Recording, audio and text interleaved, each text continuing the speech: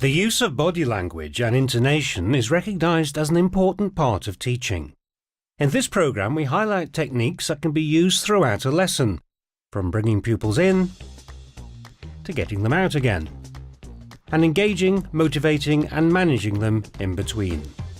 We enlist the help of staff at Myton School in Warwick and assistant head Chris Caswell, who's studied and written about the use of body language in the classroom. Chris, who's also a teacher trainer, observes and reviews the actions of 5 teachers at different stages of their lessons. Good girl, well done. One of the major features of non-verbal communication, body language, is space. Space, coupled with gaze, are very powerful indicators of one's status. And you can. We look at Rachel, teacher of personal and social health education. Look at the way in which she uses that space and closes down the space between her and the pupils as they walk through. They will find that slightly uncomfortable, but it does give Rachel a chance to calm them down and set the scene for her lesson. The pupils unbunch as a result of this. They are forced to go in single file. And if there's been some emotional build-up in the corridor waiting to go into the lesson, this is Rachel's opportunity to calm that down. Okay, and now quickly settle down, quickly find your seats. Having completed the register, rather than remain behind the desk as if it were a barrier, Rachel chooses to bring herself into the main body of the classroom. Now you've done that, what I want you to do is I want you to put the date, which is on the board, the title, and the learning objectives. She gives her instructions, clearly indicating what they're to do, and she will wait to check that all those pupils have understood those instructions. You notice she's gazing across the classroom at all points to check that people are following the instructions that she's given them. You will see how she paces forward, how she uses the whole of her body to indicate. She's taking their eyes where she wants them to go. And in the same sense, she's taking their mind there as well. When she's looking to empathise with the children, she uses her hands. And those hands, palm up, are an indication of how she wants to make contact with their thoughts in a non-threatening way. And we're going to evaluate these pros and cons. What does evaluate mean?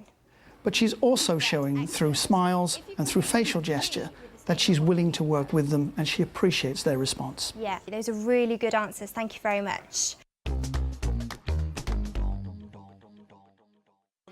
So we've got our pupils in. And it's important at this stage to engage with them as quickly as possible, get our lesson underway, and non-verbal communication has got a big role in doing this.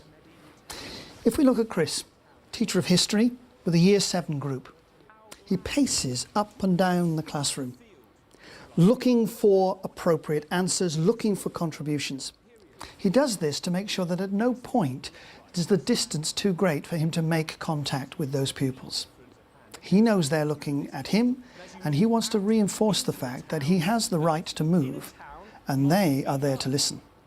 At one point we can see that Chris moves from the front of the class and mingles in and works himself in around the children. Again, he does this to make it absolutely evident to the children that they are all to be engaged in his teaching. And at the same time, he's willing to gesture to the children to get on board and get involved with that. Imagination, using our knowledge to work out what life might have been like in Warwick during the medieval period. His approval is clearly indicated with a head nod and an inclination towards the child that's delivered that answer. He will make it evident by reaching in to that space that he's approving of that response. Oh, well done. It would be in strips. It would be divided up into strips, wouldn't it? When an answer isn't absolutely what Chris is listening for, he takes the answer and turns it slightly and offers it back. Hamlet could be on a straight road, but it doesn't, so could a village. Either road or grass. Good guess. What do you think? He does this as much physically as he does verbally, and that strengthens his position as the leader of this lesson. Generally, research shows that high-status people are relaxed, often put weight on one leg or the other, and quite usually relax their arms, which obviously occasionally means popping their hands in their pockets, as Chris does here. Folding your arms in front of you, standing behind the table, using barriers simply send a signal that You don't want to make contact. By being relaxed in this manner, Chris is showing that he is comfortable both with the children and with his subject.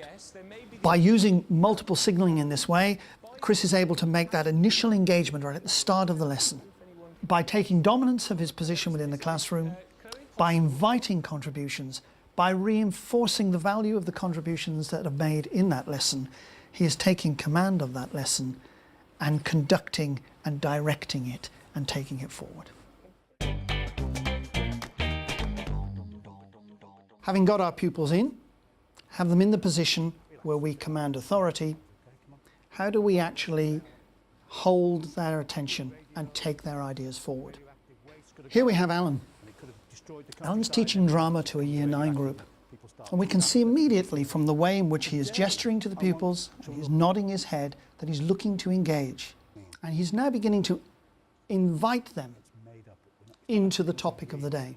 The radioactive waste could have got out and it could have destroyed the countryside and everyone becomes radioactive and people start to die, yes? When he needs children to think about issues, he taps his head. He's really saying, as a mimic would, this is how it works. He's saying to the children, think along with me. Maybe have somebody giving me a bit of narrative thoughts in their head of what's happening. You can see his fingers pinch in ideas. He captures their ideas, indicates who it is that he wants to speak, and then holds on to that idea. Although he's standing fairly upright, he leans slightly forward. He moves momentarily into their territory, into their minds. He conducts their learning, emphasizing points with the jab or a baton movement of his hand. He's looking intently. He's looking for the next response that he can latch onto and add emphasis to. When he has the answer he wants, he holds his hand there to reinforce that that is the sort of response that will take that group further in their thinking. He gets them on board. He makes himself part of their learning. Thank you, guys. Here we have Jane, modern foreign language teacher, teaching French. And as we can see, the whiteboard in this instance, in this lesson, is a very significant feature. But Jane maintains her presence, even though she's fixed at the front of the class, by continual and effective use of a combination of non-verbal cues. She's animated, she's moving frequently, and in the same way that a child might watch a film with fast-moving images, Jane is replicating that to some extent in the way that she is making contact with them physically and mentally. Oui? Is it icy? Well done, Jocelyn. Dominic. Good, super, très bien. We can see from the expression on her face that she's inviting the pupils to become involved. She's smiling. She's questioning. She's nodding ferociously when she's getting the examples and the answers that she needs. She's inviting those children to come in to her lesson. They do, absolutely. These ones absolutely do. Superbe, très bien. She's praising, but with her whole body, not just with verbal recognition. She's using hands, again, to hold attention.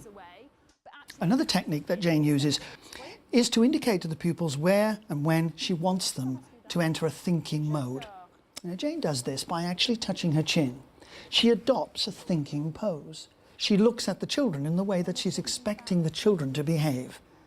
And more times than not, you'll get that thoughtful response from the children by simply placing your hand against your chin and looking directly at the person you want the answer from. And in Jane's case, she does it well. One particularly powerful aspect of Jane's non-verbal communication is the way in which she uses intonation. Let's have a look at these ones then. Intonation really falls into two categories. Proclaiming is really making a statement. Here, the tone tends to tail off at the end of a sentence. So effectively, Jane would be saying, I need you to open your books now. I need you to move here. Regardez, s'il vous plaît, la feuille sur la table. Regardez, s'il vous plaît. But occasionally, she uses a referring statement. And this is when she's inviting the pupils to get involved. And if you notice, the pitch of her voice rises very slightly at the end of every sentence. When we're talking about he or she, what's the ending going to be? Il y a des autres mains? Il y a cette personne? Merci. OK, d'accord.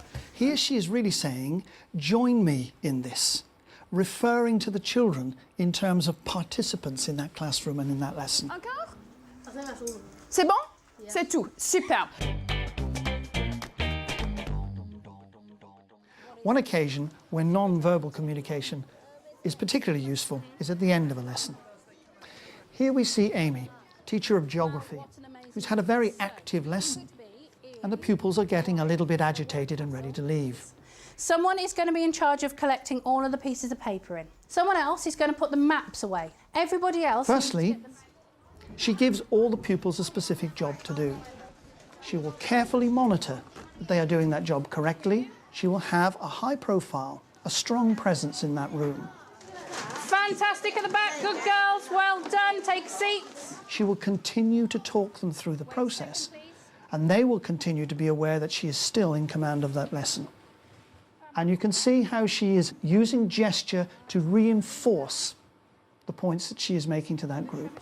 The outstretched hand is an extremely good way of retaining the attention of a pupil without making eye contact and without having to continue to pull them in focus verbally. Quite often in non-verbal communication, we use more than one signal. These will just reinforce our intention. So in the case of Amy, she is holding the attention of most of her pupils by using outward hand gestures. But at the same time, her facial expression and the intonation of her voice is sending a secondary signal. What we're going to do is we're going to get ourselves ready to go now. Tom, have you got your top button done up? That's still not actually done up though, Tom, is it?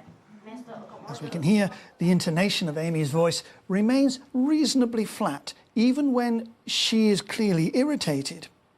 This actually flattens out the effect. This means that she's not raising the emotional stakes in this lesson, but she is still maintaining control by using all of those signals collectively in that compound way. You're not listening, however, now. Jake. Thank you very much. One particular technique that Amy uses is to invite class management to be part of her evaluation. Very cleverly, she's asking the pupils questions about what they have learned in this lesson.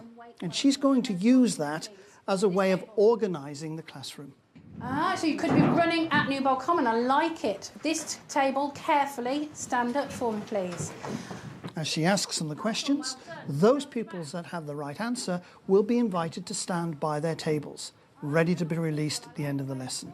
These, well done, stand up. Right, this table you may go first. You're all completely ready, well done. Now you can see, table by table, these pupils are being invited to leave in an orderly and reasonable manner, conducted by Amy to the very last pupil. And this table, off you go then as well. Thank you very much, well done. You can find more tips to boost your teaching on the Teachers TV website.